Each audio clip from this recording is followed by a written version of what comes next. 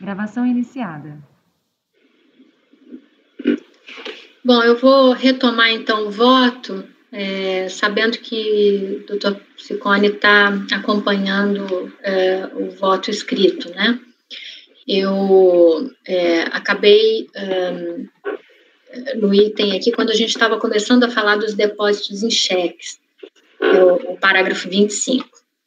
Alega o recorrente ter havido erro na data do fato gerador dos tributos lançados a partir da presunção de omissão de receitas decorrente de depósitos em cheques.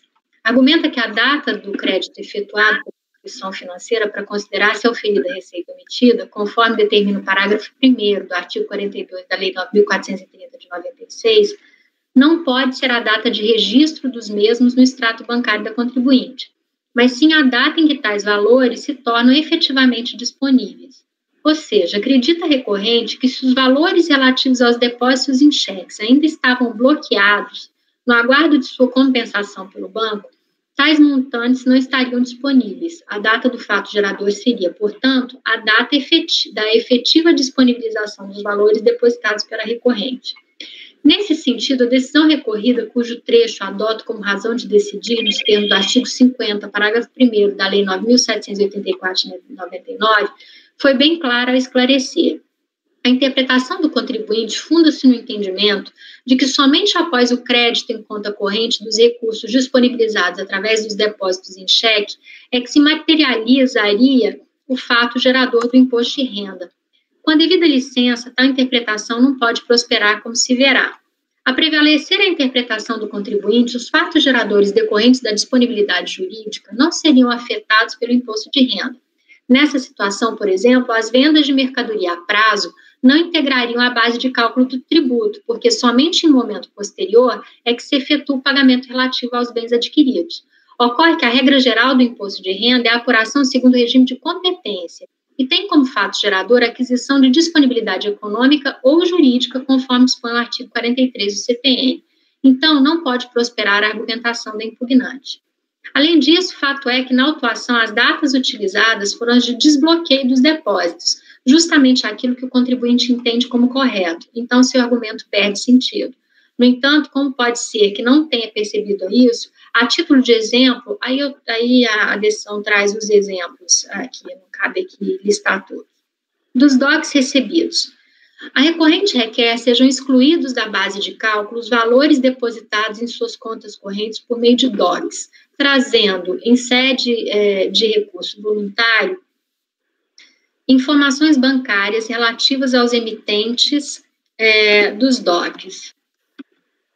Aí as folhas 86 a 122 do volume 5, entendendo que assim teria comprovado a origem dos recursos recebidos. Esclarece ainda que tais valores se referem a vendas pretéritas e, por isso, seriam relativos a receitas já ocorridas, declaradas ou não.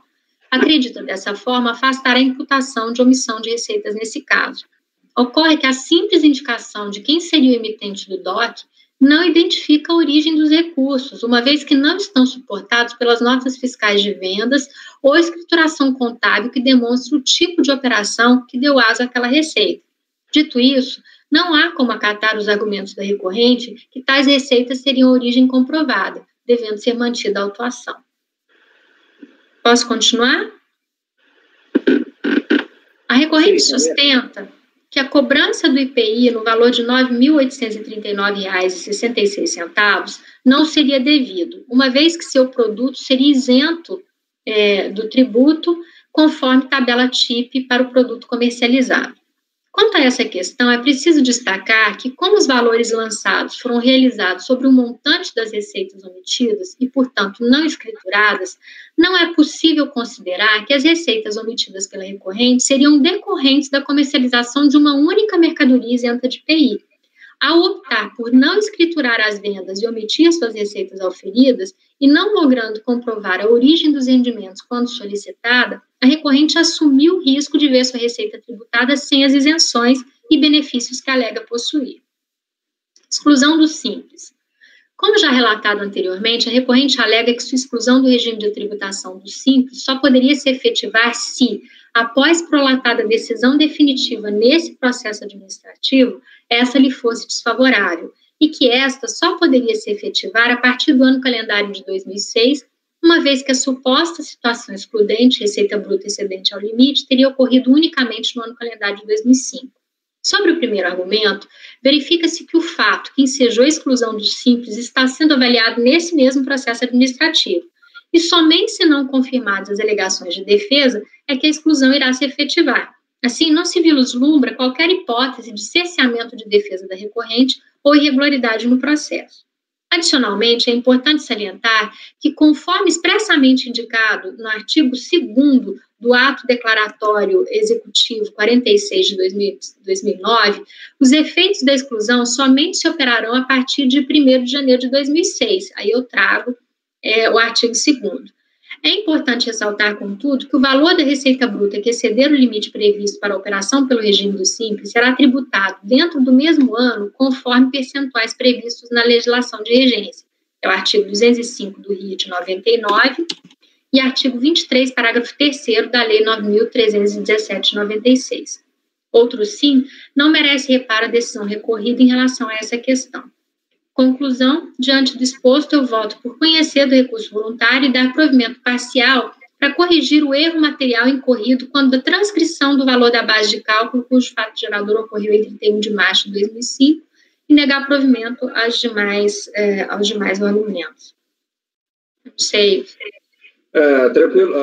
Alguém tem algum comentário a fazer desse voto? Só para informar sobre a questão administrativa, o presidente acabou de me ligar, ele não vai conseguir retornar, tá? Então, depois a gente vai consignar em ata a ausência momentânea dele e nesse caso, eu vou colher os votos aqui do colega conselheiro. E aí, depois vamos encerrar a sessão por hoje. Eu acho que, se ninguém tiver palavras a comentar, né, a princípio tem alguma objeção, alguma postura, posição da relatora? Nada? Então, eu vou dar como unânime, acompanhando a relatora e dando provimento parcial, só corrigindo aquela questão de erro lá do erro material lá na transcrição.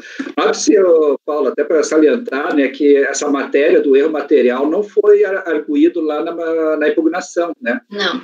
Ela foi arguída só no recurso voluntário, eu estava olhando aqui antes, até, então... Aquelas dúvidas aí, na verdade, não, né? Ele nem viu esse erro material. Na verdade, foi quando ele estava dizendo, né, que não houve omissão de receita, e aí eu fui avaliar item por item, eu é que vi o erro material. Foi um erro de transcrição mesmo. Acho que quando isso aí para mim é tranquilo. Então... Isso aí o erro se corrige, né? Totalmente, e até de ofício. Agora, a Paula poderia ser auditora, que fez uma análise criteriosa dos lançamentos. Não, e eu nem longe de mim tentar fazer, mas eu queria entender as alegações, e aí fui fazer conta por conta. Não, até te peço desculpa, é que eu fiquei pensando nisso enquanto tu fazia o teu voto, eu fiquei pensando, olha que trabalho que tu teve, muito bom, bem estruturado o voto.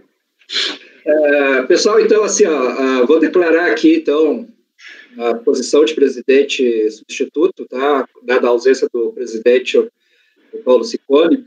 Então, a ausência momentânea dele no julgamento desse item da ata, e considerando que todo mundo acompanhou unânime a relatora, dá provimento parcial só para sanar esse erro material que ele identificou no ofício. E amanhã a gente passa, então vai ser unânime.